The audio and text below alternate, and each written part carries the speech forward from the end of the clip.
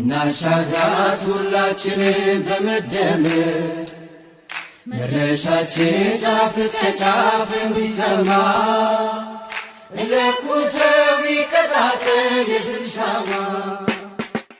ይህ የብልጽግና ፓርቲ መልእክት ነው።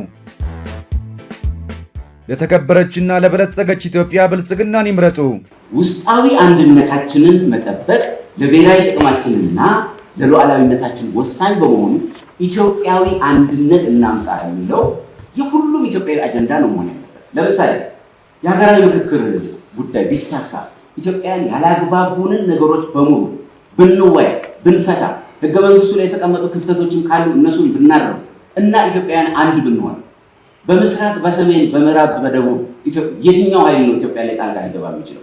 ስለዚህ የብሔራዊ ምክክሩ እንዲሳካ በሽግግር ፍትህ ያለፉ ቁርሾች እንዲፈቱ እና በራችንን ዘግተን ለማንም አጀንዳ ተገዥና ተጋላይ ሳንሆን የራሳችንን አንድነት ማምጣት አለብን፣ እሱን ማረጋገጥ አለብን የሚል እምነት አለ።